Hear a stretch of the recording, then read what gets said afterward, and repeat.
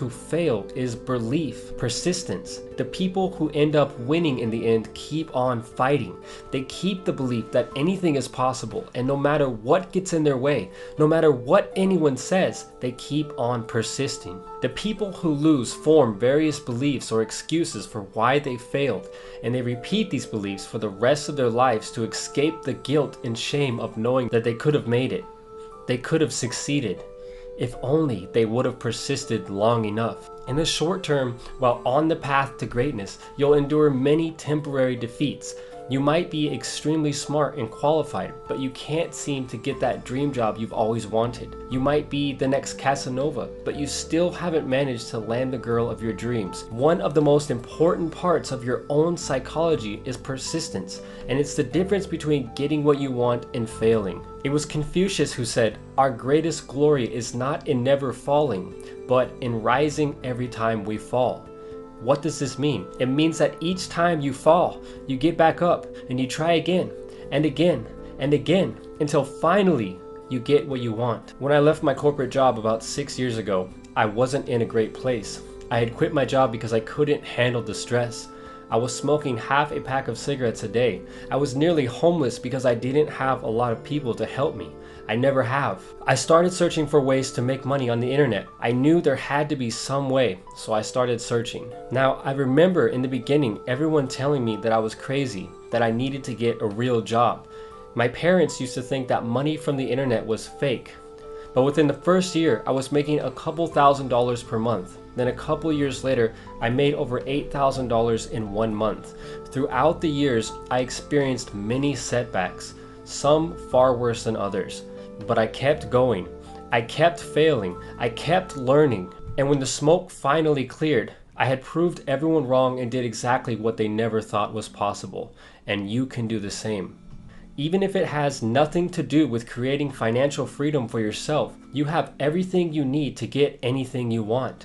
But you must understand the psychology. As humans, one of the most powerful psychological triggers that we have available is anger. But sadly, anger is regularly frowned upon by society. Currently, 3 out of 4 people are living paycheck to paycheck, so they're basically broke.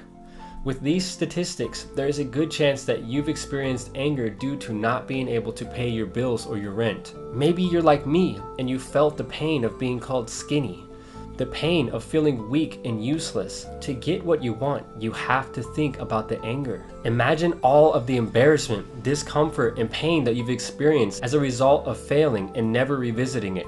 Maybe the pain for you comes from seeing all of your friends succeed in life while you seem to be on a train to nowhere. You have to find whatever it is that gets you angry and convert it into empowerment. Make your anger work with you and not against you. It's easy to imagine how cool it would be to be able to pay off all of your debt and live an amazing lifestyle. It's easy to think about all the cool things you can do with that new sports car or muscular body. But when it comes to motivating yourself to do something and chase after your dreams, happy thoughts won't do anything for you. The number one psychological trigger that will cause a dramatic change in your life is anger. There are 2 types of motivation. The first type is called push, and the second type is called pull. To get to the pull, you have to push first, and the push is fear. The push is anger. The push is what will get you started and keep you going until the next phase. The third psychological piece of the puzzle to getting what you want is luck. And most people think they know what luck is, but they really don't. We've all seen those people who seem to have the Midas touch. It's like everything they do results in perfect success. Then you have the people who work hard their whole lives and they get nowhere. Are these people failing because they have bad luck? The reality is that luck is opportunity, and whether or not you take advantage of it. Luck isn't this weird, unforeseen force that nobody understands. Luck is nothing more than capitalizing on opportunities at the perfect moment. What most people don't realize is that luck plays a major role in getting what you want, whether we're talking about financial success or the girl of your dreams. Once you stop viewing luck as some mysterious, unknown force, you can recognize it for what it is: opportunity, and take advantage of it when it comes your way. They'll never tell you this, but a lot of the marketers who have made millions of dollars online did so when the internet was still young. They took advantage of early opportunities such as penetrating online markets before they became saturated with competition, and they recognized luck for what it really is. The 3 psychological keys to getting anything you want are persistence, anger, and luck.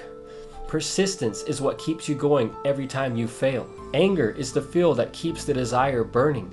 And the third piece of the puzzle is realizing that luck is really just watching for opportunities and capitalizing on them. The final part of the recipe is belief. You have to believe that you'll make it. You have to truly believe that you'll come out on top. You have to believe that you'll eventually find that dream girl.